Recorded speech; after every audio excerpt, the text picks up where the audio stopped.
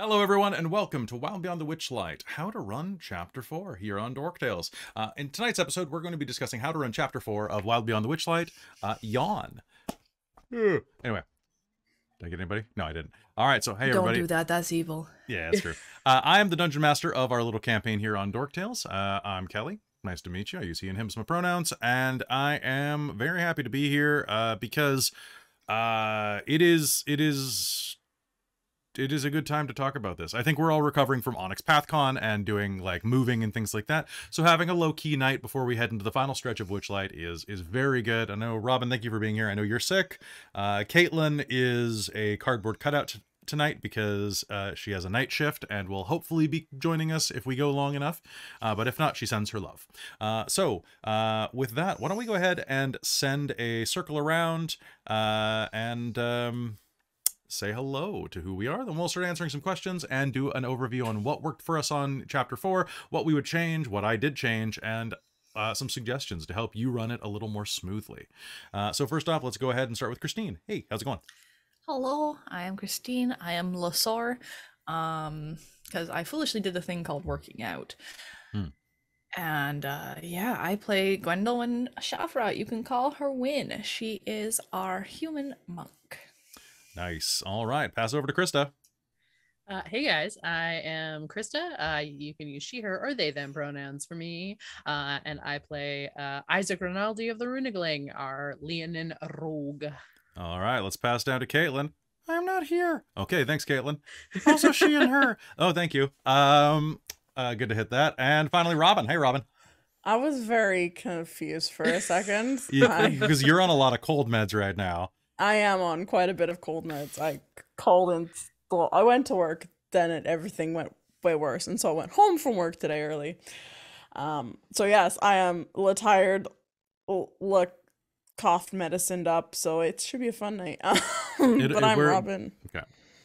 You're Robin. What? I am Robin. I was going to say we weren't going to be doing this super long tonight, so. Yeah. I use she, her pronouns, and I play Sarcyra Novis, aka Sassy, the tiefling clockwork sorcerer.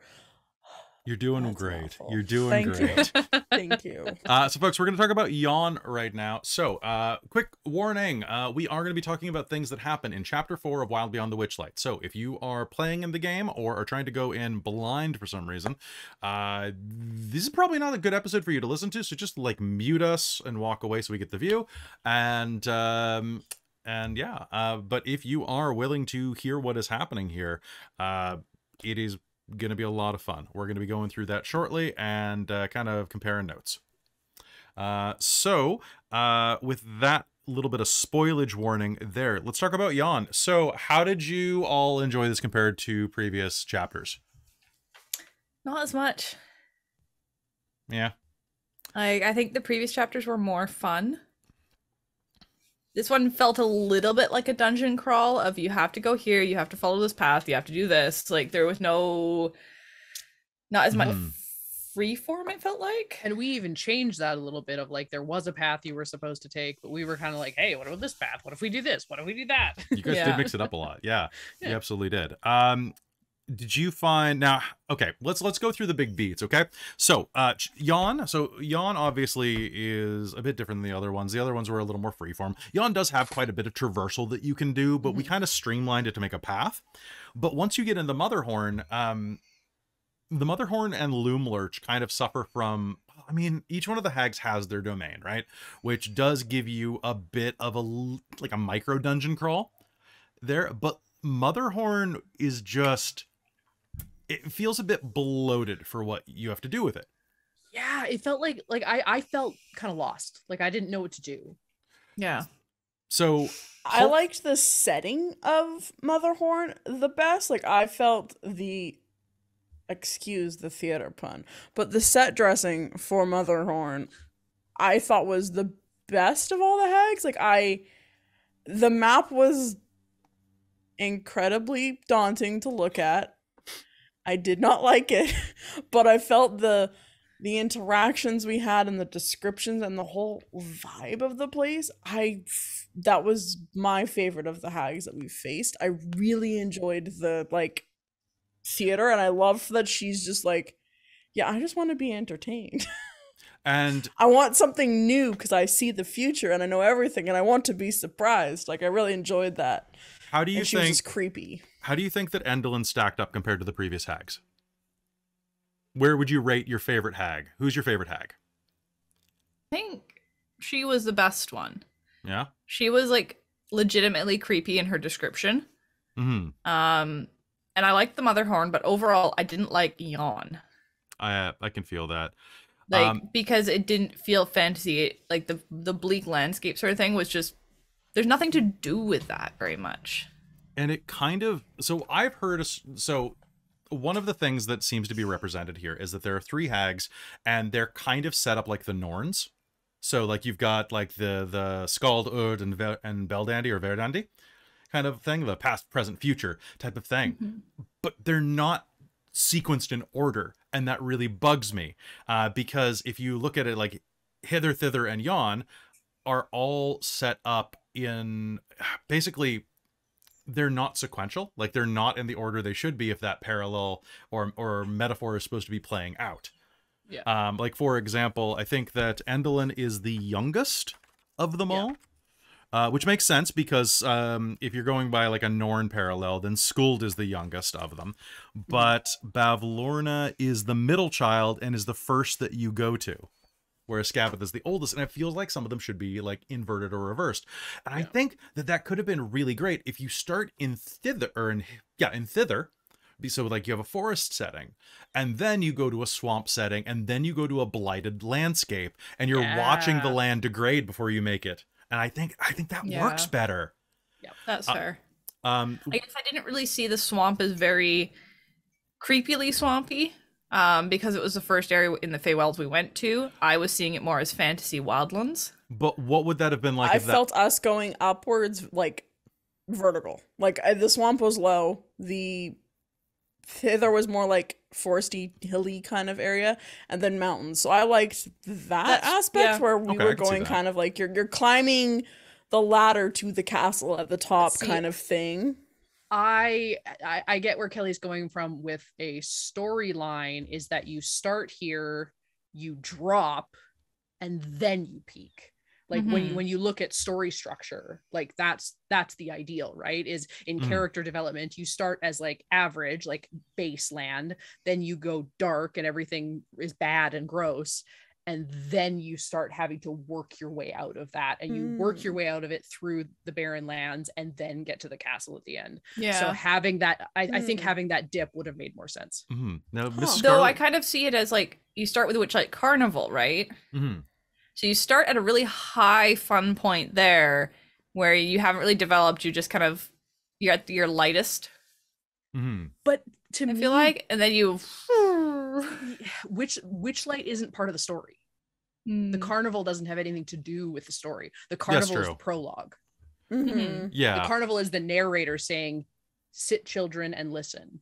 And then you get into the story. That's fair. Yeah. So like, Miss Scarlet Knits in the chat right now says that Witch says it in order of future, present, past to set that up, but it still bugs them. But the thing is, future, present, past doesn't work still because you're going, present, past, future in the way that it's set up, and it's weird. Anyway, let's jump. We complained about this last time too. We did. Let's jump into this. Okay. So Arrival and Yon. So let's talk about companions. Amador and Gleam. What do you think of them? Do you like Amador, Gleam, and Pollinella? Yeah, well enough. I mean, I think Amador's great. Amador and Pollinella are great. The Gleam thing is a little... Maybe I didn't play it well enough, but it felt like Gleam was a little underdeveloped as, like, a companion. Whereas having, like, a swashbuckling dandelion, you can't go wrong with that. Yes. It felt like... Gleam felt a little, like... The Pokemon, you can't ignore them going on the ping, and then the arrow goes up the... like, you have to interact with them to, like, continue the story a little bit. It felt a little bit like shoehorned, mother-horned in. Part of my problem with them is that it's tainted by the setting of Yon. So for me. So they're kind of lumped in with that dark, gloomy, depressive feel for me. See, and that just didn't work for me among everything. I feel that Amador and Paulinella bring a lot of levity that kind of break that for a little bit. And what I really like, the characters are quite fun, but I think the whole experience of Yawn is kind of like this dark spot among the other fun I was having in Witchlight. I just don't like that sort of setting. I don't like barren, dark, rocky, etc. Which is weird because we live in the Pacific Northwest. Now let's go through the actual encounters. In a rainforest. That's true. We have a rainforest, so we're very much like thither up here.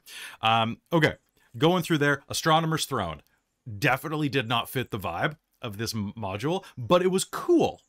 It was cool, but I felt bad that I was the only one that got anything. That is a problem with a lot of Wizards of the Coast modules. Rime of the Frostmaiden had tons of that. Yeah, well, but like in this module, up until that point, everybody got something. Mm-hmm. And every interaction we've had where we've gotten a gift given to us, it has been for everyone. And so when I was like, well, I'll be the first to do it, but then it was like, oh, that's it. Well, and like, I was holding myself back because there's an impulse, because I could tell looking at it that something's going to come from it. Yes. As a character or as a player, I was like, okay, well, Wynn is the impulsive one who just touches and sits on everything. Yep. And does sits, licks, etc. But at the same time, I don't necessarily want to be pushing that so hard that everybody else misses out on stuff. So yeah, it would have been kind of cool if maybe it like transported everybody, or like hit your whole party, so whoever triggers it pulls the whole party into it, or something like that. For what it was, like for what I got out of it, it wasn't like game breaking. Yeah, it was just a proficiency. I got a proficiency in history, right? So it wasn't like it wasn't a big deal, but yeah, it was. It was useful to have. Exactly. Yeah. I'm curious to what all of you think, because you were connecting with what was his name, with Mazakoth, the Keeper of Stars, and later inside of Endelin's chest that comes back again. Do you feel that the book should telegraph that more rather than, because it seems like a lot of stuff is buried in this text, and I know that like, from all of the time I've taken English classes and things, you should keep your eye open for subtext and connections and things like this. But when you're running a module, it's really handy if there is a connection between things that is clearly drawn out. There are a few things in this chapter particularly where something will show up and unless you really pay attention, it doesn't connect. Well, and that's the thing, is not everybody is an English major running this. Not everybody reads that closely. Not everybody is an adult running these. No. That's true. Yeah. Like, who has life experience of maybe lots of reading or something in order to draw on, lots of like connections to make. They need to make the connections pretty like obvious for the person running it, because like otherwise, how are you going to know to pull it out, or how are you going to remember? Maybe you've got months in between games. Exactly. Unless you reread the book every bloody month. There is something that occurs in the next chapter. There is a room that you go into where you see something. And I want to talk about it now, but it's a spoiler. And the way I read it, the way they had it, I was like, oh, damn, that's really smart. Because I was reading between the lines. But it turned out I was wrong. But it's one of those things where like I was interpreting the way that they have it kind of vaguely written. And after Yawn, I started looking for those connections that were buried in the text. Yeah. That were like, oh my God, this would be really neat. Oh no, this would probably ruin the story if I ran it that way because of a couple things. But like, it's interesting to see that. Another one, we touched on this briefly, and skip ahead 5 minutes if you don't care about gender representation in a story. But Molliver.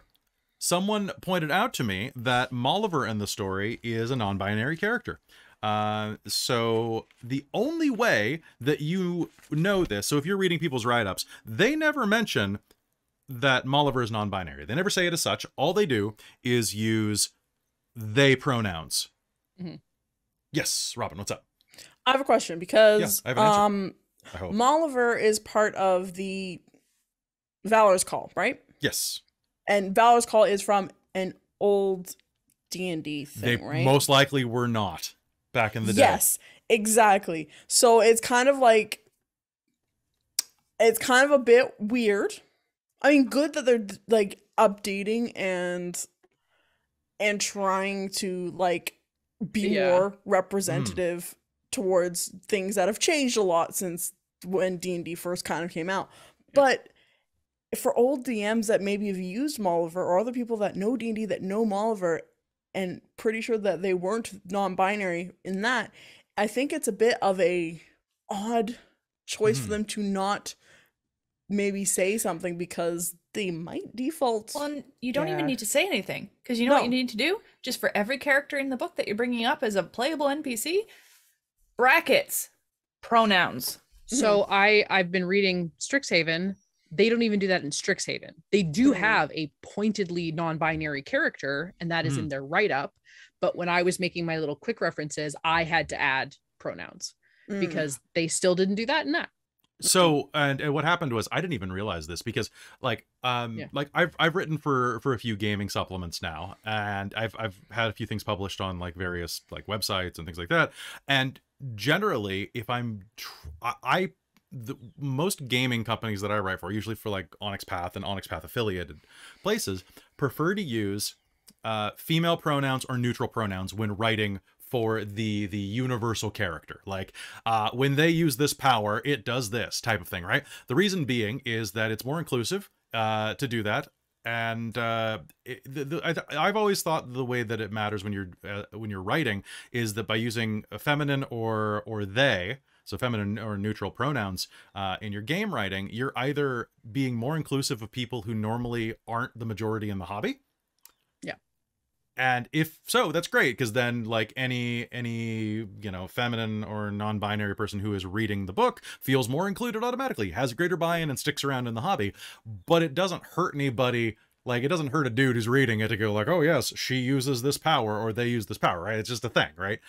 So Gotta say it works. Mm-hmm. I love reading it when it's like, she does this, she does that. Yeah. Or she can do this. Especially with a book like Vampire too. Like if you're doing a vampire book, it's like vampire. Mage.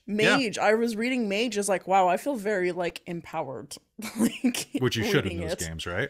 Yeah, a lot of it, there is a lot of feminine or neutral pronoun use, and it's really like, it feels more like I belong in those sort of games versus older stuff that is just, it's all he's doing this or she's healing. And it's like, and using they in your writing language is just easiest, because then you don't have to worry about anything. It could be anyone using this, so long it is so long as the they is clearly singular or plural in the context. Yeah. Which can be difficult if you're having people play this game who might not have English as a first language. And I will say, they can be convoluted if you do it wrong. You have to be mindful of how you use it. But when I was reading Molliver, I completely spaced on it, because I'm so used to using they as a singular pronoun for just anybody, right? That it wasn't until I had a YouTube comment call me out, not badly, but they were like, hey, any reason you made Molliver feminine? And I was like, because aren't they? Like the artwork is kind of neutral, but I like, honestly, when I glanced down, I was looking at it and being like, oh, this kind of looks like Lisa Bonet, or like kind of like like a little bit, right? And I'm like, okay, yeah. But I mean, like, if like just at a casual glance, the artwork is very androgynous, very neutral. But that's how I interpreted it as a quick glance. But they're right. There's nothing in there. So I had to go back later because I didn't want to screw that up, right? Like I like to provide representation where it's available, and had to be like, okay, Elkhorn just got the pronoun wrong because he's an old dude. Right? There you go. And he's kind of bumbling. I think my Elkhorn's a little more bumbling than he might be presented to be, but he's an old dwarf waiting to die and he has strength 9. Like, come on, he's an old dude who's just like kind of like, he's good-hearted, but he's a little old. Yeah. Also, I feel like you should be able to in your game, and maybe like we're at a slightly different thing because we are doing a performance thing. But in your own game, I feel like NPCs, like unless there is a specific reason, which there shouldn't really, like you should kind of be able to be flexible with gender. I feel like that's like why you could use they as a description in like a writing material book for like running your game. It's like you can choose what this NPC needs to be for the party for comfort level. If your party is all female and they don't want to have a man telling them what to do, you could have this NPC be a female or be non-binary, and it's more comfortable for their characters to interact. So it's like, I can see why it's an easy mistake to make, because me as someone that hasn't read a module, so I don't know how it works, but it's like, I'd want that flexibility. Well, I think Kelly also read the description to me, and it is incredibly vague. Like, it just is not stated, so it's an easy mistake to make. It's when you're used to everything around you being a gender binary. I know it's not super important to like make sure that we always, you know, that we never make a mistake, right? Because that's not true. Not something that I just wish that it was telegraphed a little better. Like, and I'm of two minds, because on one hand, like, that type of representation it shouldn't have to be telegraphed super hard. It should just be naturalized, but we're not there yet. So please signpost it a bit better so that I know to include it. And I know that's something that I could work on, but give me a hand, wizards. Like, I mean, it's hard, particularly in English, when they, them can be applied to any gender. It's true. So it's not necessary. Like, there's that level of, in English at least, I think we should be normalizing applying pronouns to everything in a clear, like, identifiable way. I think that's, I know we were that's our signatures is person name, pronouns, in email and stuff like that. It's like, that should be common until it becomes. I have to use that all the time. Seriously, the number of I gotta say that, like, being a guy named Kelly, I literally the other day I had somebody where the hell was I? I was at the grocery store, and they had one of, like, the coupon, like the membership thing, so you get points, right? And I lost mine because it fell out of my wallet, because my wallet's old. And so I had them look up my name. I'm like, oh yeah, it's Kelly Clark. So, and I'm like, yeah, what am I, like, I'm thinking I'm like the second one on the list or something. Oh, you're actually the fourth. I'm like, there are 4 Kelly Clarks in the city? I'm probably the only dude. And the cashier was like, oh, it's your real name? I'm like, yeah. I wouldn't have picked that. I wouldn't have picked that. You know, I'm fine with it now. It was a problem when I was a teenager. Like, the number of times. Robin too, like. Oh, I bet. My first girlfriend's name was Jamie, and we basically, it was, whenever we talk about the other, it was like, oh, I didn't know. It was. No matter who we were talking to, we always were confused for a gay couple, so that was fun. I mean, less fun because I was growing up in the middle of Missouri at the time, but did I cut you off, Christa? Were you saying something? No, it's all good. Okay. But anyway, so I just beware that there are a couple of characters in this that are non-binary, or I think we also found that Amador might be an it pronoun. But if you attach, like I did, Enrique Iglesias or Antonio Banderas' accent, that's masculine. Antonio Banderas is like distilled masculinity. Just some flowers are like, if I don't know, especially dandelions, but like, flowers are male. They need population by other things. They have stamen, which are, you know. All right. Awakened goats. Kind of male-ish. Awakened goats. How do you feel about the awakened giant goats? You forgot about them. Let's move on. Okay, Cyclops Beekeeper. How'd that go for you? The matchmaking was hilarious. So yeah, I like that we talked it down. Because we had our Reign of Emery's after party the other night. So there are, and Caitlan freaked out because she brought this up, and there are 4 ways to get out of fighting the beekeeper, or dealing with it. So the beekeeper, so Mudlump will participate in an honorable duel against a member of the party or Amador.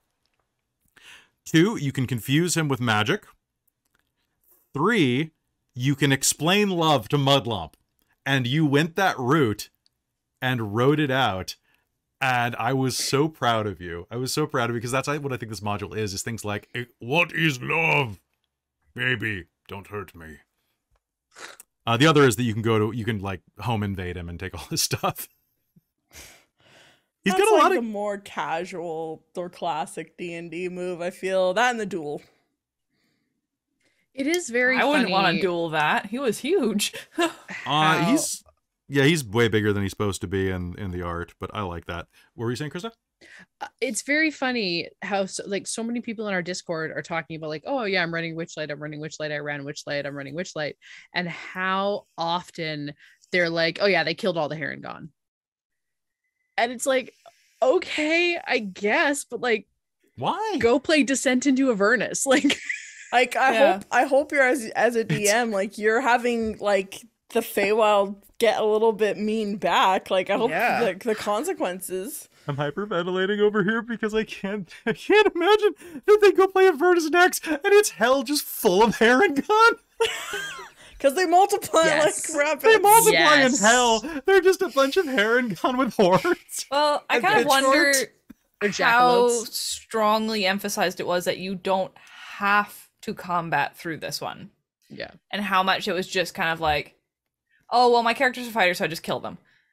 And it's like I made a conscious choice as a player Mm. of how I was going to play my character to try and have fun with the aspect of the Feywilds, and that we didn't have to fight our way through this module. Right? Like I very definitely tried to push the whole party that way Mm-hmm.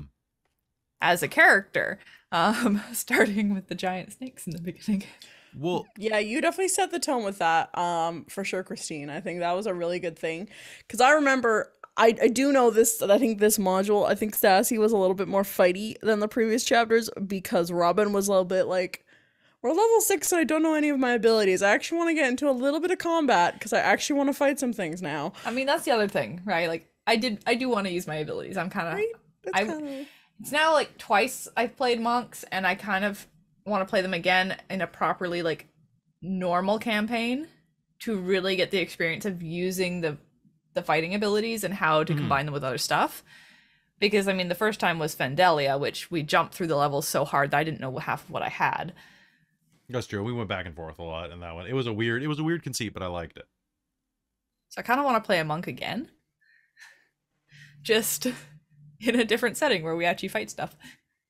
So fun side note. I've pulled up a D&D Beyond. Did you catch that Easter egg thing? And Granny Nightshade in Thither actually appeared in Ghosts of Saltmarsh. I forgot about that. Oh. She's a hag in the Dreadwood there, so she has multiple domains. There are quite a few other like little things. Oh, Chris Perkins's dog was drawn into the map of Prismere. That's funny. No. Here, I'll link the image in the Twitch chat. Honestly, if I was part of making that sort of thing, I would totally do that too.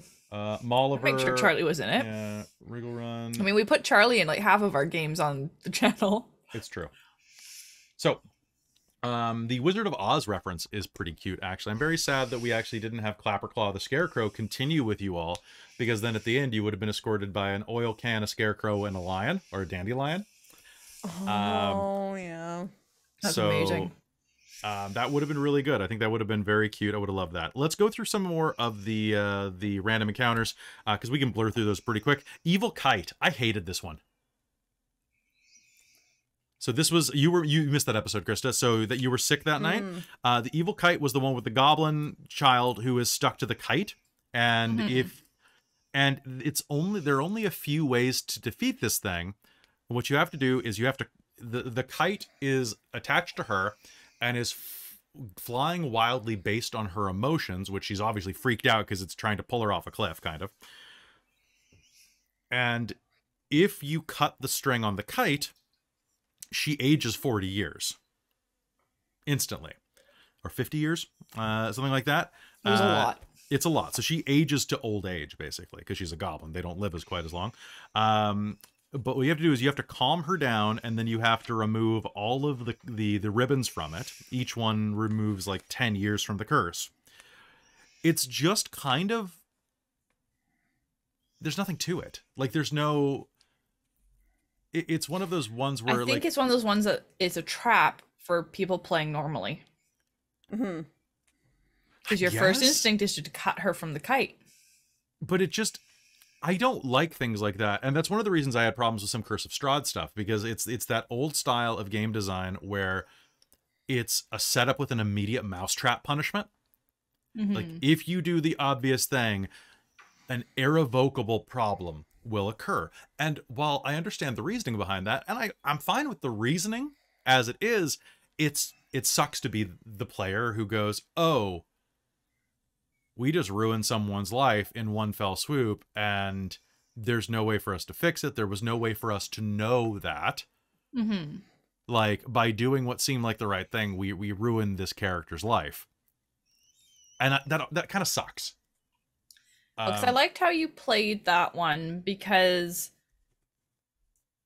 it did give us the initial ability to respond with trying to catch her and weigh her down so it couldn't drag her off her feet and off the cliffside. Well, and that's what made me use the enlarge reduce spell again to be like small air resistance. So I found it was I didn't like dislike it. I thought it was one of those kind of okay, creatively use. I like that we figured it out. Yeah, your Like, abilities. that made it feel like a real, like, proper puzzle. So I think we just kind of managed to talk to her. See, that's the thing, is that it's a trap for players who would immediately just go, oh, well, I just destroy the kite. Yeah, Like, that's from fine. a distance, right? Like, oh, I'll just shoot it off. Or, oh, I'll just cut it off. I Like, was throw a knife at it. I was half expecting Sassy to do that, to be honest. I was half expecting a firebolt just to destroy it. And I was like, you know. But that didn't happen, which was probably for the best. So yeah, next up, the Goblin Procession. The Goblin Procession was firebolt great. one bird at the beginning of the campaign. Hey, we got Which came back. somebody joined the Patreon because of that, so thank you. Amazing. So the Dead Ringers, the goblins that were walking around summoning the dead, loved it. Loved it. I love anything where the character's going to interact with something weird, though, and we get to have a creepy ritual on stream. Did you guys enjoy that one? I did, yeah. It's funny because there's something like that, and also like Gwendolwynne, I didn't like the option of you can either participate in this and figure out like the future. Like I did not like the fact that Sassy saw the future from Gwendolwynne kind of forcefully. It was kind of like Sassy did not want this at all, and I was just like, I did not like that happened to Sassy. Okay. It's an interesting character thing, and I think she'll work with it. And she ended up using it to be like, fuck this then, I know I'm surviving. Fuck Yeah, you. remember that it's a possible future as well. Yes, I know. I Yeah. know.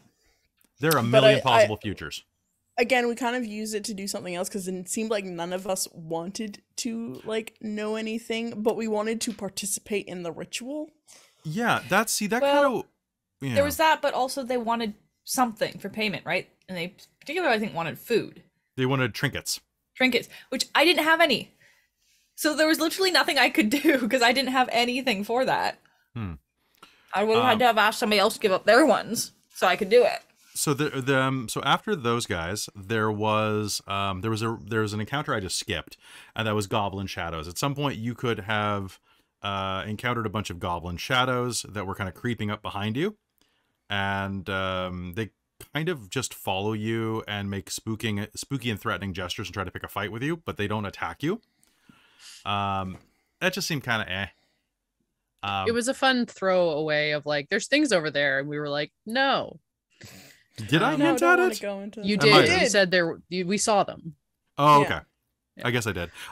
May I make that a could have been fun though Yeah, could if have you been. did it more overtly, like over time, and be like, they're still following you. Because eventually, well, the thing is, because then that leaves for a role playing opportunity where Wynn turns around, puts her hands on her hips, and goes, "All right, now That's fair.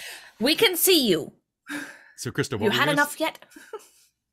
I was just gonna backtrack a little bit to Please. the Dead Ringers. I thought that was a really great opportunity. Like, I really enjoyed that for Isaac, because like, he does have like, it's fun to play a boisterous, ridiculous character, but if they don't have depth, what's the point? And the hints and pieces of stuff of him and his father, and like the backstory that you have added into this, and like I feel like that's a real pro move with a module. It's like so many people kind of go either use the module just as a base, just do whatever the hell they want, or they go the other way and they follow it to the letter. You have done a very good job with all of us of weaving the characters in, and like I think that's a really good example of like, okay, how do my player, you know, wrote me a 13-page backstory, how do I include it in a module? And it's like that is how you do it, especially one where you're in another world, right? Like, how do you do that? Yes. And if you do not, so if you're running Wild Beyond the Witchlight and your characters have backstory like this, particularly if you're going with the Lost Things background, it is very, very cool to mix that in and find a way to connect it to their lost thing, to make that even more frustrating, even more tragic. So for example, Isaac running away enjoying the circus was partially motivated by his loss of height and all of that. And of course the little man complex that kind of hints at. And because of that, your dad probably died. Well, yeah, because he ran away to join the circus because of how he felt about his dad, and then he never left because he lost his height and felt a bit like a failure and needed, like, that was sort of the spiral. And then, okay, now we need to do this. Okay, what is the consequence of that? And it shows a greater consequence of the Witchlight Carnival, and say that, yeah, like these may seem like petty things, like, oh, I'm not as lucky, or I'm not as creative, or right, like these, or I'm not as tall in my case, which is very petty. But it ties into the fact of like, this isn't petty, like there are consequences to these actions. And look through it, because literally the way I interpreted that was Isaac had not grown up. Right, literally, like we're really looking at this as a surface value. Isaac was not fully mature at that point, and he did not become fully matured not until he got his height back, but until he made these friends and had this 100%. Adventure where he had to put his bullshit on the shelf. Now, and it's the balancing act, and it's the same with Luthienne. Right? Like, I mean, like I think it's very obvious. I don't know if it's been perfectly stated, but Luthienne's husband died because she couldn't find her way back to a healer in time because she had no sense of direction. And then you two have stuff that is going to be, so Sassy and Wynn are going to have stuff that is going to be echoed throughout the final chapter to remind you of what you've lost from that.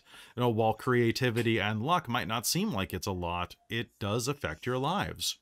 Well, I feel like Wynn probably was that very lonely child who threw herself into like acolyte training and stuff like that because she was so lonely, because nobody wanted to be around her, because weird shit always was happening. That was kind of negative. Like the cinnamon buns all drop in the water puddle or something. Are ruined. But I think she went the route of, instead of being the dark, cold little loner in the corner, being bubbly and bright and friendly. But it's a surface thing. Like, she is in fact that sort of person, but she doesn't genuinely share it with people.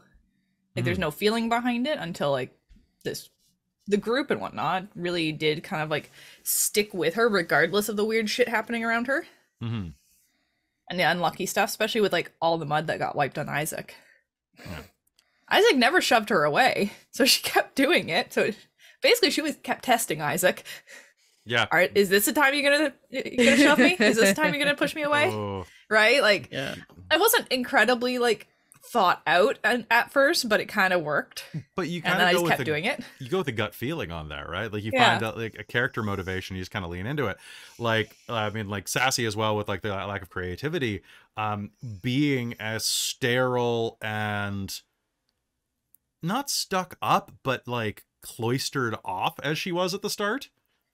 As like really interesting, because she was so dedicated to studying and like and magical theory before, and now she's like a little more wild child, which is more very that balance. Stiff. Right? Yeah, she was very like at the beginning of the game, and I think that's like she had a stick lodged somewhere that now got she's removed. waving it around. Yes, exactly. Keiko. So let's move on. So pageant wagon, the pageant wagon I loved. I'm sorry, you got the marionette. That was great. That was so creepy. That was so creepy. So I expanded it. It's supposed to only be stuff that happens inside of Yawn. I kind of had it sum up the entire thing, thinking back to the Avatar Fire Island episode, for those of you who know what I'm talking about. Because Avatar The Last Airbender has the best penultimate episode before the series ends, and it is them going to a play of their own series. And it's the best thing. It's the best recap for the final episode I've ever seen in anything. And I was like, I'm going to steal some of this. Now, I also changed one thing in this. So each of them got a ticket that allowed them to have a meeting with Endel and Moongrave without having to perform the play. I wanted to perform the play. So I said, you got to perform the play anyway. So there we go. This just prevents you from getting like attacked or something in Motherhorn. The final encounter that we did threaten, but all of you succeeded, was the tornado. The tornado can ruin your game if you do it wrong. Okay, folks, this is the way the tornado works. I want you all, do any of you have a dice on you nearby? Yes. Also, the tornado almost did wreck me. I almost went off the edge. Roll a d8. Okay, so the way the tornado works is that everybody takes damage after they are sucked away by it. So it's a DC 17 strength save. If at least half of the party members succeed the saving throw, none of them are swept away by the tornado. What'd you get, Robin? I rolled an 8 or a 5. Cool. Sorry, I rolled a 5. This can ruin your game because that's a warp whistle effect. Robin, you are going to show up in the Palace of Heart's Desire immediately. Whoa. So you get to skip yawn. Okay, what'd you get, Isaac? Shit. Or what'd you get, Krista? Did you roll one? Sorry, I thought it was only one person. No, everybody roll a D. I don't want to tell you. What was it? A D? All right. D8.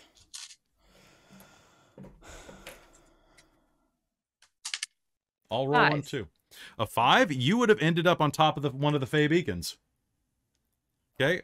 What'd you get, Christine? 2. You would have ended it back in thither. Well, shite. I would have ended in thither. So, like all of these, hell, if you roll a 7, you end up on the main stage in the Motherhorn because it's an open air. So that just drops you in there. So this can absolutely wreck you. In addition, any character whose saving throw fails by 5 or more loses 1 non-magical item in transit that should be something that could be snatched away and is not recoverable. So if I wanted to be a real jerk to my players, and I don't think you ever should be, Luthienne could have lost her gun. So if you have a gunslinger, you could take their gun away permanently until they build a new one. That's like a lightsaber. Like, you can't just do that, you know? So be really careful. Not as a random encounter, at least. I mean, that could be fun if you had time. If you're running a tabletop. Like, if you're running and you just want to extend it because everybody's having fun in the world, then you're going to have to dip back and forth between your players. And as DM, you're going to have to really put a lot of work in. Well, everybody gets sucked away if the party fails. So they all go to one place at least, which is good. But you got to be careful because that could bump you to the end game. Or it could bump you all the way back to hither. Like, and now the game does kind of assume that you're going to be bumping back and forth between different areas. Like, for example, getting Endelin's cat back. That's an option. I didn't want to do that. Like, did you guys want to go back and forth between? Like, because then it kills all the forward momentum. No, because you know what? That was what was wrong with Strahd. That is a lot of what's wrong with Strahd. Is having to go somewhere and discover, oh, you need the specific spell that you only get at 5th level to be able to get in. My least favorite thing about Strahd was finding out right off the bat that one of the first encounters you have can only be solved well if with a 5th level spell at level 2. It's just a pain in the ass. So you are, what, 8 levels lower than you need to be, 7 levels lower than you need to be when you come across it. And it allows for a lot of backtracking. But, I mean, I know that you shouldn't always be able to, like, turnkey solve everything the moment you see it. But it would be nice to get one win under your belt right away. Especially if you leave the death house. Like everything needs to... For that game, it's so much that you basically need to be planning to exist in the world for months. But you don't actually get that time because you've got a deadline that you're working on. You can't get magic stuff. You can't buy anything. Yeah, because coins are worthless. Yeah, like or that you just don't get any of them. it just doesn't feel like much point. It's just really hard because there's no other solution besides go out and level up. All right, let's power through some of the locations here. So, Lockbury Henge, that's where you went to the Henge, you met the Corrids. I liked that a lot. You like that? Mm-hmm. I like that we When brokered peace. Especially when you talk to, like, your descriptions are phenomenal, and when you Thank you. compared them to the trolls from Frozen, I immediately got this very I know they do, and it's like it immediately brought this image to my head. It's like, okay, I can see this perfectly. It's one of those perfect kind of like moments where like I can picture this so clearly in my head right now that I'm just there. I really enjoyed it. I'm glad. Did you guys have a good time? Krista, you had fun with that? You learned to dance. I was so desperate to use that goddamn dance. I And was like, this is a thing. This is genius. Let's use it all the time. Did you appreciate that basically cut like the Darklings army down to like 4 of them? Yeah. Because there were like 25 Darklings just in that auditorium, and I'm like, okay, I've seen enough Final Destination movies to know how this would work. And the thing is, so the Corrid hair is in the book only used in the orrery. Okay, like that's the only place fair. it specifically is listed. But when you all were saying, oh, well, we'll teach it to the performers and they can use it on the stage rigging. And I'm like, well, what the hell would the stage rigging be made of? Maybe rope, but if you got all this hair, why not make it out of metal? And it was one of those things where the player suggests something and you haven't, if it isn't specifically been argued against or hasn't been stated to be something different, so lean into it. Why not? Well, Who cares? especially with like, because like from what I remember, maybe I'm misremembering, but like I remembered the descriptions of being like there was lighting, like there was electric lighting. Yep. So if it's been established that the Corrid hair is what allows the electricity to run, so of course, like, so yeah, we're not pulling the rigging, we're pulling the lighting out, right? And like that makes sense. And I thought that was cool. And I'm glad that like you gave me that option, because I did not want to run a fight with like 40 NPCs, because it's not as much fun as you think it's going to be. And it's definitely not as much fun to watch. Maybe around a table with minis, a lot of fun. Yeah. Maybe, you know, you throw some fireball spells, you don't care about the NPCs. It's all good. Yeah, you get the dragon mini out for polymorph, and then just like the dragon just like takes out like 10. It's great. Like those moments are great. But yeah, on a stream, it's a little different. Okay, now I'm gonna roll for every single Darkling's initiative, and Kelly goes for an hour while we twiddle our thumbs and stack dice. Exactly right. It's not the most dice stacking. I don't miss that.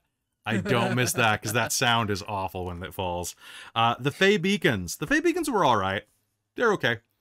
I changed a lot of things to make it work. For example, the Peritons do not speak in the original. Right. So when you go up to them, so the 2 leaders of the troop, because they're a troop of performers that have been turned into Peritons, pelotons, I guess, to get their workout in, and they're from Greyhawk. They can no longer speak. They can understand, but they don't speak it anymore.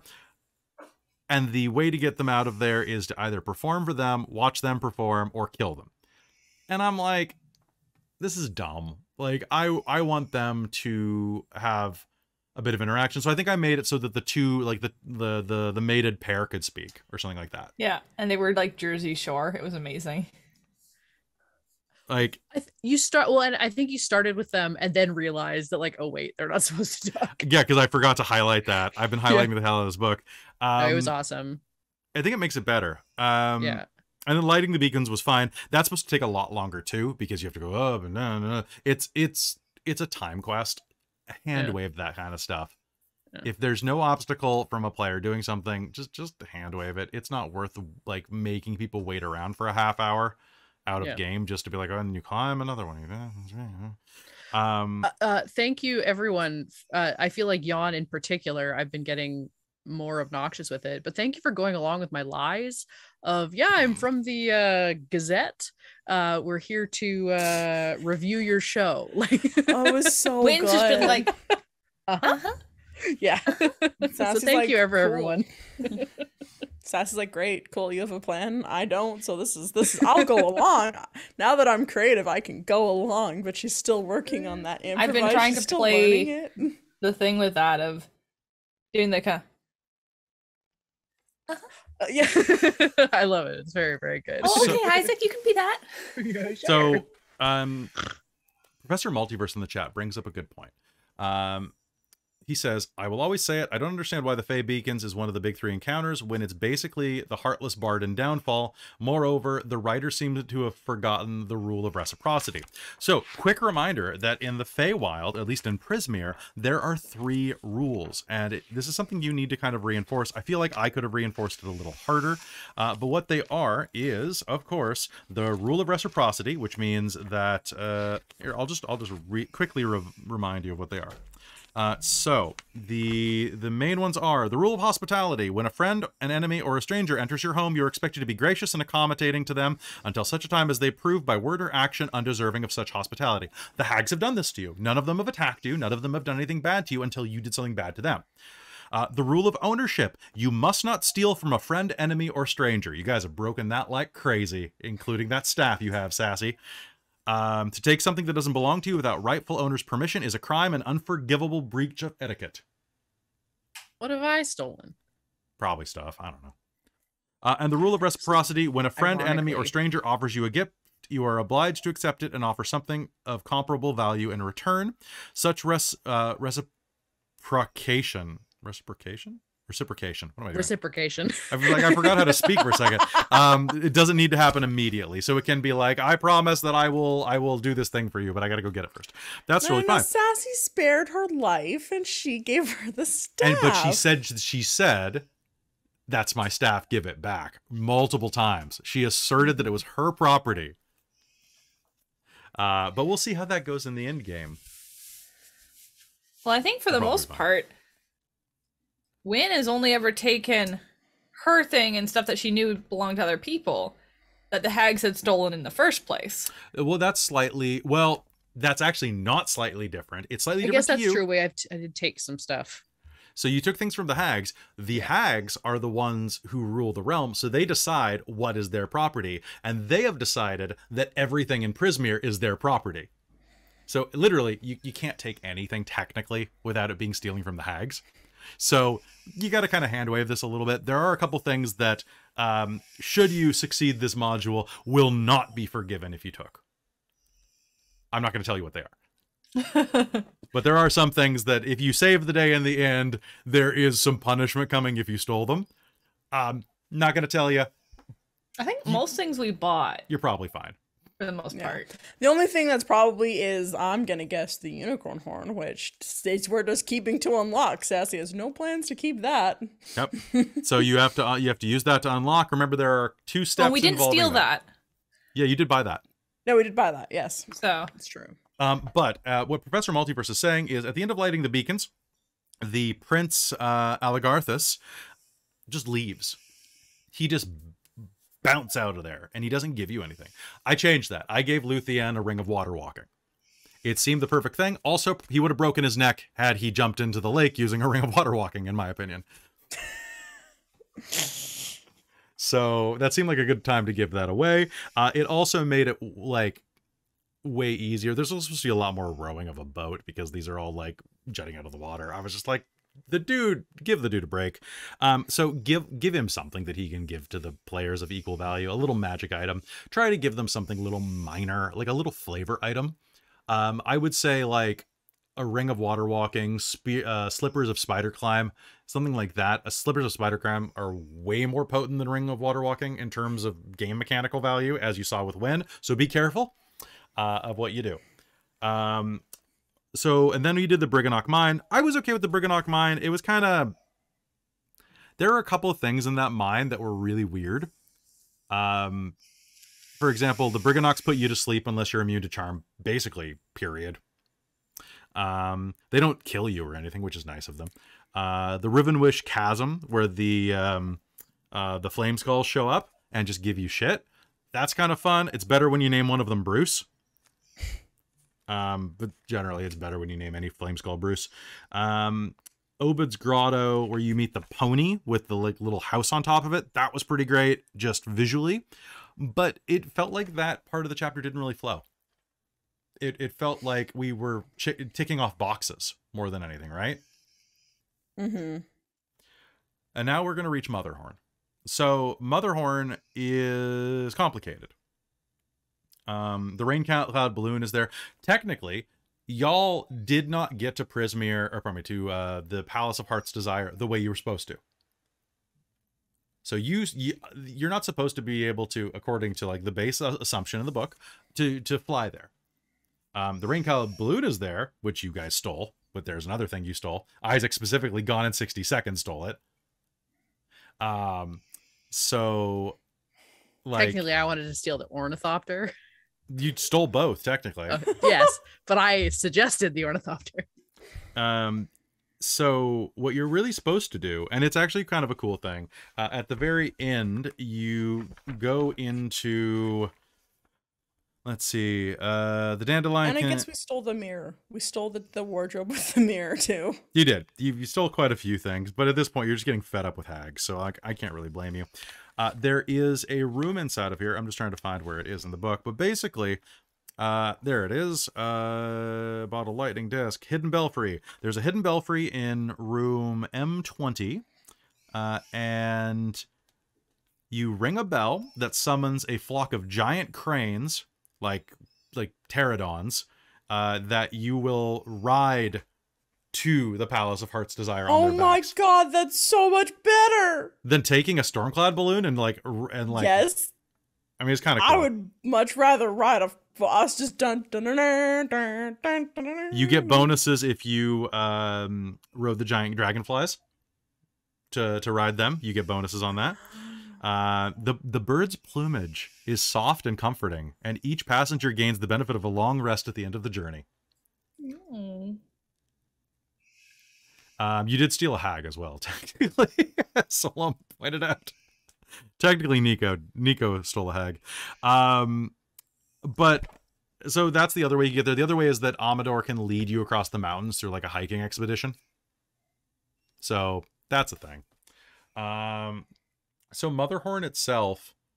Also, I think I think what might be good, because I'm pretty sure it was in my notes from earlier, but that's a thing where I as a player playing mini games, forgot about the rule of, well, I have just the rule of 3 past, present, future on my notes, so I didn't have anything actually in my notes about the the reciprocity, hospitality, and thou shalt not steal.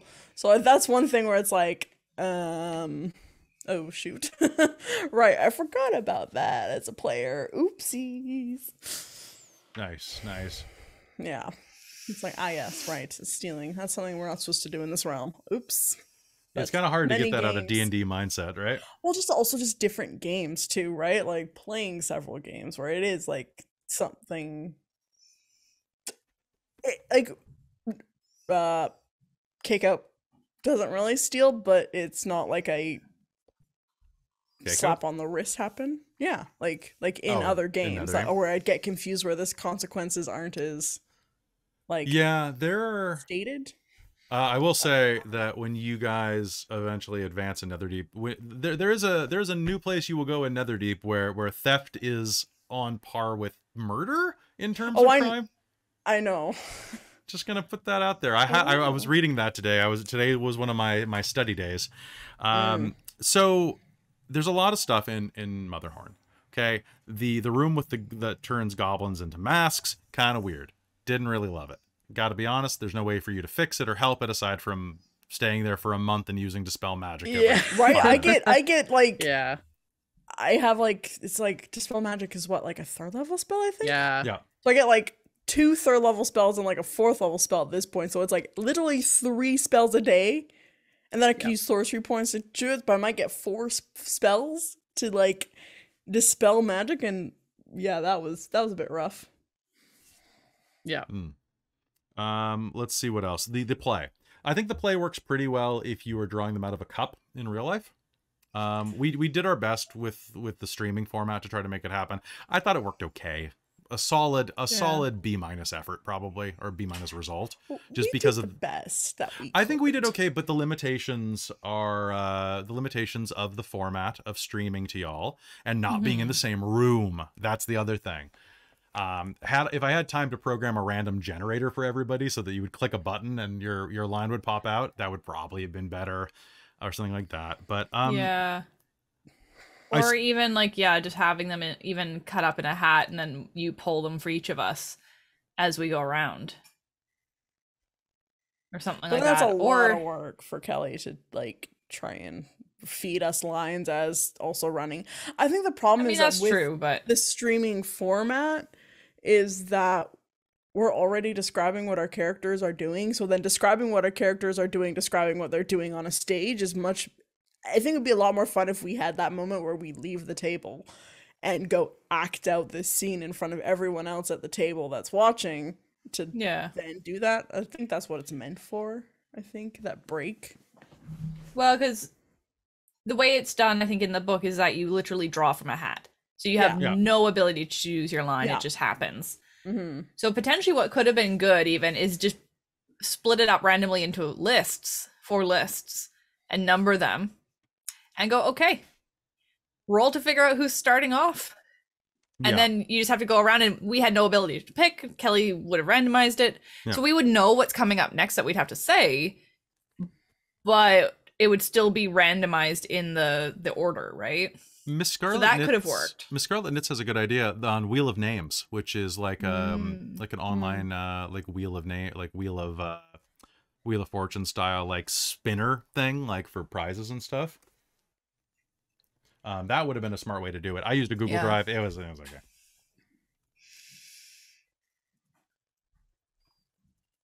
Yeah, but just, I mean, there's ideas for how to do it in your game. So if you're running online.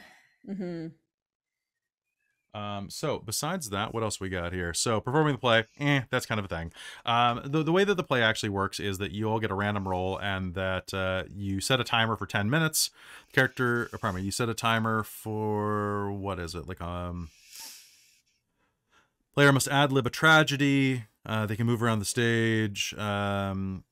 At the end of the, how does it work? Tally 1 success every time a handout line is delivered in a way that complements the narrative. Tally 1 success, blah, blah, blah. You basically just have to keep using them, right? So it is what it is. The thing is, someone's going to slam us in the comments, I think, for saying that Motherhorn was a complicated map. It's not a terribly complicated map when you're running it at a table. Especially if you have this as like a printed out map or you've drawn it on your battle map. When you're running it over stream with people, though, it is there's quite a bit to this that makes it a bit much, especially because there are quite a few areas that you're not really headed to a lot of the time. I found the Shadow Theater room to be kind of crap. If I can say so bluntly, it didn't really add much. The shadows are watching a play. Okay, cool. Like that. And I will also admit, I think maybe the goblin encounter might have helped with that, because the Goblin Shadows? Yeah, because I, as Sassy, I didn't know we necessarily wanted to destroy them. I thought you were talking about shadows. I thought we wanted to cast them to make them bigger to be able to like leave or something, and that's why I went to like light up the magical light, and instead blew it out. So like I, as a player, didn't know what to do, and everyone's like, everyone knows what Sassy's gonna do, and I'm like, no, Robin doesn't know, Sassy doesn't know, but sure. So that's where that was kind of interesting. Where it's like, oopsies. Yeah. Also, I didn't realize that there's just like a very brief word that the destroying the shadows returns them. I thought that when you destroyed the shadows, that just destroyed them, thus adding a little bit of narrative stake to it. Like, oh, if you because that seems to be a lot of what the module is going for, is like, if you wantonly kill things, bad things happen. And I was totally down with that. And then to find out that, oh, it just they return to their bodies then. I was like, oh, well, what? What's the point? Well, and that's why I was like, oh, clearly we just need to take out the light, because when it's all dark, there's no light, so there can't be shadows. So that'll destroy them and send them back. Because otherwise, why would it matter if there was a big light source and no other light sources in the place? Yeah, except they're animated shadows, so technically they're creatures of their own. Blah blah blah blah blah. Yeah. I mean, I could have just hand waved that, and in a module that desperately asks you to think outside of the box, to then turn around and be like, here is a kind of obvious outside of the box thinking, and then completely ignore that, was very frustrating. Yeah, I'm sorry. Take away the light, there's no shadows. I think that in the next time I probably should have done that, or allowed that, or hell, even you cast a darkness spell and it wipes them out or something like that. Like if you need something mechanical to do that. And yeah, like you can't just fight them all. I did think it was hilarious when you all fought them and you were able to put one to sleep, because it's technically not. And then apparently stunned works. And then stunned worked because it was a fae, and it was like, oh my god, this is ridiculous. I love it. But I was kind of iffy on that. You guys didn't engage with the future device. What's the name of it? The aura. The book, or whatever. Oh, you didn't look at any of the books of future, so you actually missed out on some stuff inside of the books. But this is also one of those things that you rarely see in a module unless you have people who really talk about, like, oh, I stay there for hours. Because if you look through the library and you spend at least, 2 hours looking? If you spend... Characters who spend at least 1 hour looking at these texts finds verses that pertain to censored, and omitted. But you have to say that you're looking through these books for at least an hour, and everything before that just says that it's like they're full of future predictions about people that you don't know. Like, it literally says you don't know who they're talking about, or at least it assumes. So like it seems like it's like, oh, if you do this pointless information dive, you'll get something, but you're discouraged from doing it. Yeah, see, that's the thing, is I think if that's the problem, is you have to have like not the sense of urgency, because then Claudette would have looked through them all. That type of character, right? The type of character that's being played as an intellectual, would probably say, oh yeah, I'll spend the evening in the library looking through it. If we had stayed to wait for Gwendolwynne to come back, absolutely. Isaac wouldn't have necessarily read through them because he didn't want to see futures, but he still would have looked his way through all the spines, and if there was one that was different, maybe he would have looked. Well, because I think that's the problem with, not the problem, but that's what happened. I think one of the things, we were kind of in the library starting to snoop, and then the encounter with, what's her nuts? Aislinn or the prop lady, kind of steered that direction a bit of the narrative, being like, okay, and now we're done. Kind of, it had that finality when we decided not to wait for Gwendolwynne to reform. I think if we'd maybe killed Gwendolwynne, like if we'd actually managed to finish her off, we would have been comfortable to stay there, but we didn't know when she was going to reform, and we just didn't want to get in the fight again. Professor Multiverse just pointed out something really interesting about the shadows. So if you go and take out the goblin shadows that are kind of like creeping around outside and yawn, because if you destroy a shadow, it goes back to its owner. That would return the shadows to the two goblins who are the parents of the kite goblin, who are working backstage, and then that could give you a chance to realize that destroying them reunites them. But the module doesn't. I was under the impression that we had to sew them back on. So I was very confused up until because it telegraphed that as a huge frickin' plot point, right? Yeah, you did. So I was very confused when we suddenly had to destroy shadows. I'm like, wait, don't we need to save them to sew them? Yeah, because I suppose that stole the thread. That only applies to those shadows, not the shadow we killed. Sorry? So this only applies to ones Endolin has removed, not shadows in general. So, yes. Because we killed a shadow.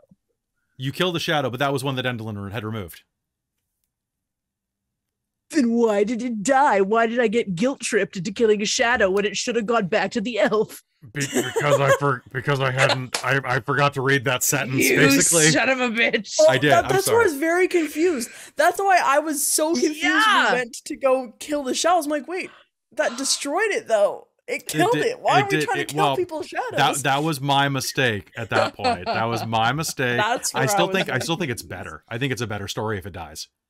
I think so too, because I did not want to kill them when we went to that shadow room, and then I was told to kill them, and I'm like, if it takes all the stakes out if they don't matter. If there's no narrative way to them, why even have them?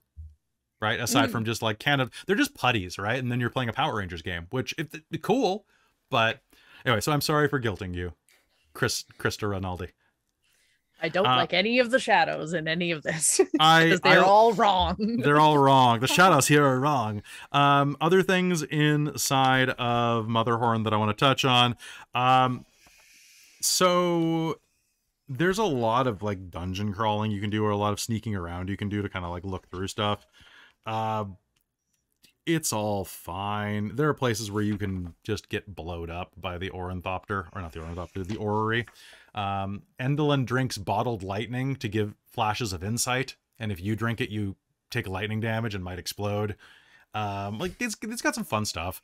My favorite thing in Motherhorn, aside from the prison door, so the prison door you went up to that got like that stage fright scepter opens. You can trick it into opening by either telling it a good joke or yawning in front of it, so that it will go, "Ugh!" I love that. I love that as a solution. Didn't really come up. So, not a big deal.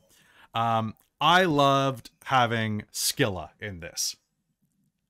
And I think it was 100% that I played her as, like, a kinky pervert dominatrix.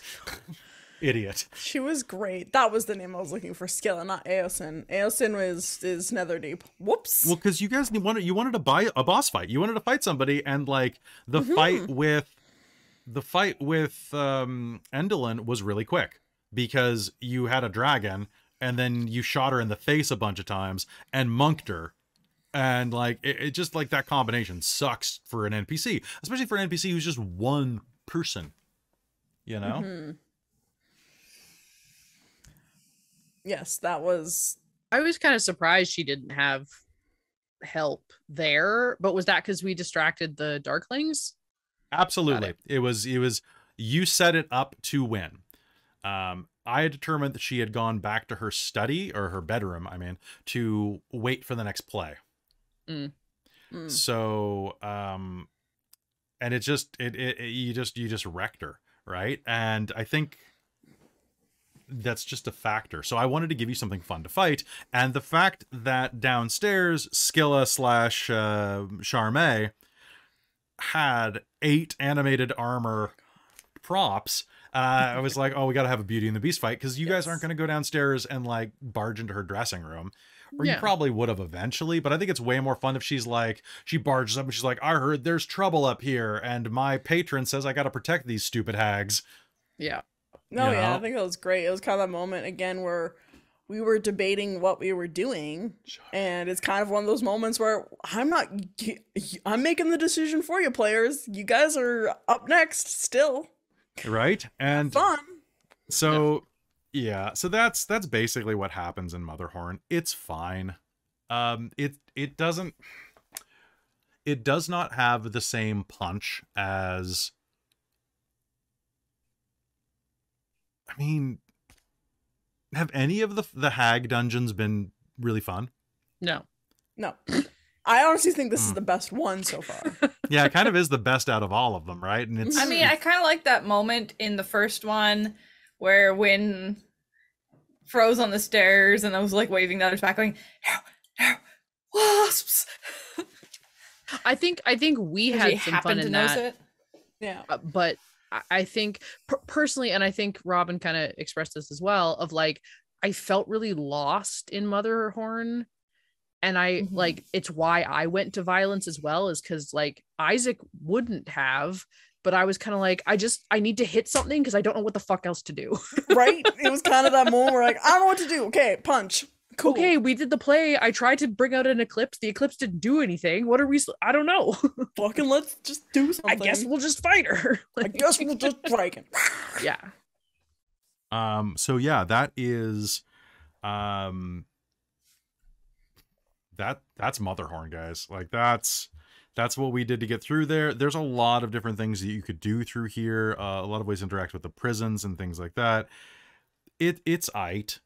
It's aight. I want to say that going forward, going into the Palace of Heart's Desire, no spoilers for the actual palace, but it is more of this. It is more of a dungeon crawl. There are things where, like I've mentioned it once before, I think last game, where it is kind of Resident Evil house puzzle or Myst house puzzle in places where you cannot advance unless you have certain items that you have to find elsewhere. Like you need the red key to get through the red door type of thing. And there are places, and this I'm just going to be completely blunt on, just so that Christa, you prep yourself. Unless it is a very specific door, the magic doors cannot be picked. Oh, that's fine. But that as a rogue, I want to prepare you for that like after Isaac gives it a couple tries, I'll make it flavorful. The book does not make it flavorful. It just says these doors cannot be opened by any non-magical means or their key or something like that. So a character that has knock.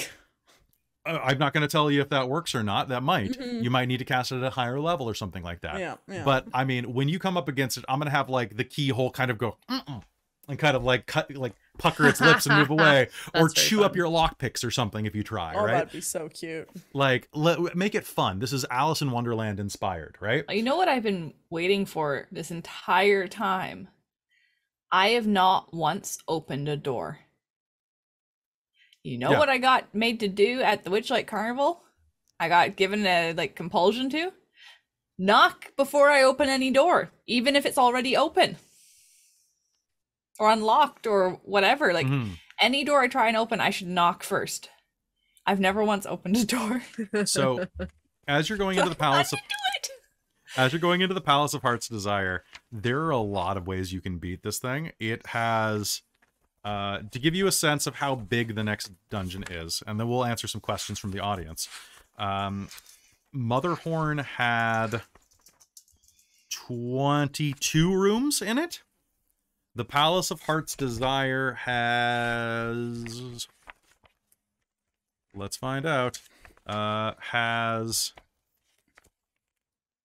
51. So it is quite the palace. A lot of these are like stairwells and things. There are like a good 5 stairwells. So I want to get this done at a very fun clip. So there are times where I think going forward into Palace of Heart's Desire, we can hand wave things. Because there are some places where it's like, oh, you have to go back and forth a few times. We're going to hand wave that. Like, okay, you go back to this place. It takes you this long. Or see, I think like in one of those situations, it's like, okay, so, do that the first time and be like, oh, you got to go back and get this thing. And then your players will get after that first time of like, oh, we need to make sure we pick everything up. This is a Zelda game. We need to pick up everything we can find. And then once you do that once, your players will just be like, okay, what's in this room? What's in this room? What's in this room? I think I agree. Like, I would like to do the whole I would like to do it once and then we can hand wave it for time. That's what I would do. Yeah. It's fun doing to figure things out and then muddle through it, and then because that's like video games too, right? Where you're like, okay, took me forever to figure out this fast puzzle. travel. But now that what I'm doing is like, okay, fast travel this, fast travel that. Okay, I know what I want to do. But now that I've got done through the pain, I deserve the fast travel. It's true. Okay, so let's go real quick through the last one. So we kind of summarized it. Yawn takes a lot of work, folks. Just keep your party moving through it. Keep them going through, accent the things that they're going to have fun with, and hand wave the stuff that doesn't seem fun. Lean into the fun. Anytime in Yawn that you can play into like the fairy tale aspect of it, do. I'm honestly really sad that there's not more fee-fi-fo fumming around here, that there's not more giants, that there's not more rock trolls that are like never-ending story rock trolls. There's a Galabdur at one point, but it doesn't really, I don't know. Okay, so I have a question here from, let's see. I have some questions from Husky. After running a live of this, are there anything you change on how it operates or just thoughts on it in general? I think we covered a lot of that already. I would have cut a few things, I think, or I would have restructured them just so that they flowed a bit more smoothly or were a little more whimsical. I would have added more whimsy. Is really what I would have done. I would have probably written a couple of additional events, maybe some stuff with like echoes of the past and future. Because that would have been kind of fun if there was like something where you had to like, you bumped into future old versions of yourselves or baby versions of yourself in like a tunnel or something like that. And then you had to answer questions about yourself to yourself or something like that. Or... Well, what came back, which was really interesting with this chapter, which we forgot to talk about, because it was the diamonds that was brought back from the questions that we asked or something, the wishes that we made in the Witchlight Carnival. Yeah, we didn't talk about the wishes. The diamonds or like stones in the Briganok Mine. Which I really enjoyed that, which was a nice kind of that was a good thing, but it doesn't really... Yeah, that does come back, and that's nice. But yeah, like more stuff like that. It just reminded me. I was like, oh yeah, that is something that happened in this chapter. Was we actually did get that kind of seeing that previous actions. That was cute. I think, and that's another thing that ties into this weird like past, present, future thing. Whereas this is supposed to be the future hag, and yet she. Like we dealt with dead people and things we did in our past coming back. You're right. Yes, we did. Interesting. Sorry. So Husky was asking in response to like wanting to push their players along and keep them in line. Line feed them. That is the most important thing. Make sure that there's a logical progression of events so that they can follow a trail. Don't just drop in the middle of Yawn and be like, okay, bye. Make your choices. Because that will be what it is, right? So yes, and I will say Motherhorn was the least creepy dungeon. Professor Multiverse is right, and also Professor Multiverse just said that the module is very afraid that you won't figure some things out, so they layer it multiple times, multiple times, and have multiple NPCs say the exact same line. So try not to beat your players over the head with certain knowledge that I will not say here, because if my players didn't catch it, they don't know. However, you should probably go talk to the king. Yeah, you probably should go talk to the king. You probably should talk to the king. Okay, so what was your favorite party on, least favorite party on? So Random Equinox, thank you for that question. We answered that. What was your favorite chapter of Wild Beyond the Witchlight to date? The first one for me, still. Witchlight Carnival was my favorite. I think I liked Thither. Thither is my second favorite. Yeah. And... See, I think I liked Witchlight Carnival, but I think actually I like Hither, the first one. Swamp. I really liked. Oh, you liked Hither? I like Thither. I really liked the Carnival, but I loved the first episode in the Feywild, so I'm really into the Swamp too. Okay. And then was there any part of Beyond that required significant amount of changes or revisions on your part? If so, what did you do? I kind of tried to run it kind of by the book and twisted stuff around. Mostly it was adding Charmea as an antagonist at the end and having her just show up ready to fight. And like looking at that chaotic evil alignment and being like, okay, she's nuts. Like she's certified batshit. Let's see what happens. Yeah. And I think that sometimes you need a villain like that who's just like, you know? Oh, that's what you expect out of this module. Like I expected more. Batshit. But the hags Yeah. really weren't. They were more like meh, with a cup of The tea. hags- I feel like Skabatha might have, but we didn't really get a chance. No, we that just is one bagged. just bagged. She Yeah. teabagged and bagged. Apparently, bag. one of our viewers, one of our patrons, actually, Amberthist, is running that game, and in their game, it turned into an Ant-Man battle. Where like she was shrinking through like keyholes and stuff, and I was like, "God damn it, that would have been so cool, So good." I was so heated. I was so heated about that. And let's take the last message from the chat right now, and then we'll wrap. So from Jim Scheller, how much, if any, homebrew content have you added or used throughout the campaign?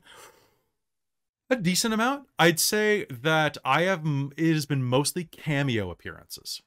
Because the Feywild is so chaotic, you can throw people in from other campaigns. I threw in the McElroy brothers and their father in the first episode. I think I had Matt Mercer running that's right. Yep. One of our players, Way, runs a lot of games for like Adventures The Guild. Adventures League. Adventures League. Yeah, thank you. League Guild. And yeah. so I had in the refreshment tent area of the Witchlight Carnival a bunch of D&D games being ran, and he was running them, and Matt Mercer was running one, and Matt Mercer checked a rule with him Yes. because Way is an encyclopedia of rules, and I know Matt Yes. Mercer is too, but I was like, happy birthday, Way. It was like right before his birthday, and I'm like, there you go. There you go. Yeah. I think also, like, I think for like homebrew stuff too, like a lot of our homebrew rules, like the offer and stuff like that, we actually keep out of modules a lot just because it's something different. But like all of our like we keep short rests small and stuff like that. Well, Nico was exclusively homebrew. Oh Nico's a homebrew race, yeah, a homebrew race, and there are some plot points involving Nico that were homebrewed as well, that I will tell you after the campaign is done. But a lot of it, like making sure that the characters had tied in backstories. I think it was more narrative than homebrew. Yeah, we changed up a little bit for my character as well for what I lost. Oh, that's right. We had pickle damage. I forgot about pickle damage. Oh, I homebrewed pickle damage because there was custard damage, and you can have custard and pickles. I also had proficiency in bucket. And proficiency in bucket. Right. That's true. But also my lost thing was not part of the book. Yes, that is true. So We I created that. changed. So I homebrewed what Caitlan had the lost sense of direction. I changed it from a wayfinder orb to a lantern, an elemental finding lantern, or sorry, it's not an elemental lantern, but a lantern of location, or whatever it's called. I included mustache wax from a homebrew book for Isaac. That was great. And then good. for Wynn, we couldn't find something that really fit. Or no, we was talking about like, well, what if she lost her luck instead? So we made that, and I picked that the corresponding magic item would probably be like a lucky die, because it's a common magic item, which all of them are, and it seems something so petty that the hags would ruin someone's life over being able to cheat at Yahtzee. That they would Because that's play what you once do a with year. your siblings. I don't know what you're talking about. That's Yeah, what you do cheat with at your Yahtzee. siblings. Yeah. You Yeah. cheat Cheat at at Yahtzee. Monopoly. You ruin other people's lives so you can win at Monopoly. It's Yes, true. it's true. But so Or folks, my brother just tried to take advantage of our older grandmother and just tell her, oh no, this is a rule, grandma. of course. I think he was like 5 or 6. So if that was Monopoly, that was basically him being a lobbyist. So congrats. This is a rule, Congressman. So yeah, that was a bit of homebrew. We've used quite a bit, quite a bit, and there's more to come. I promise that there are going to be some fun stuff that I've decided to shoehorn into the palace. Nice. You'll see. But folks, I think that that's a great place to call it tonight. I hope you've enjoyed this How to Run chapter. We've got one more of these to run at the end of this game, which will probably be maybe 2 more. It depends whether or not it'll be How to Run the Palace of Heart's Desire or How to Run Wild Beyond the Witchlight as a full retrospective. Both of those could be fun ones, and I hope you stick around for that. We will be back next Monday night with Wild Beyond the Witchlight, the Palace of Heart's Desire, episode 24, I think, and we're in the home stretch. It's going to be a lot of fun, and there are so many surprises left in store. I hope you stick with us for it. Thank you so much for watching and for being with us on this adventure. And this is honestly my favorite module that Wizards has put out, and I'm very excited to see where it goes. Y'all had a good time tonight? Heck yeah. All right. Mhm. Robin, rest up. Christine, rest up. Krista, rest up. And Kelly, before- rest up. I will. God, I'm gonna rest up. I'm gonna go watch a movie. It's gonna be good. Folks, thank you. If you like what we do here, give us a like, give us a sub if you're watching on YouTube, because I'm noticing that like only 46% of our viewers are actually subscribed. Let's get those numbers up. Those are rookie numbers. You got to pump those up. It doesn't cost you anything, and it helps my analytics. Besides that, if you want to help the channel directly, you can always subscribe on Twitch, or you can join our Patreon over at patreon.com/dorktales, where you get a bunch of additional content at the $5 tier and up. But hell, even $1 is enough to help, raise our profile a little bit. At $5, you get an extra game session that every month, as well as you're going to be getting access to Strixhaven when it comes in August, several months before everybody else. Thank you so much, Jim Scheller. I really appreciate that sub. And besides that, you can, if you're a real mover or shaker, you can get your name listed at the end of the episodes, like my divine producer DM Michael Gray, or my demonic producers Sol Omen and Precarious. You can also be up there with my princes of the Patreon, which include Terran, Buddy, Trizelta, Cubby Gummy, Aeolus, and Amberthist. And if you're running Wild Beyond the Witchlight, you can always hit up our Discord, ask us questions. We have a GM spoiler chat. Come in there.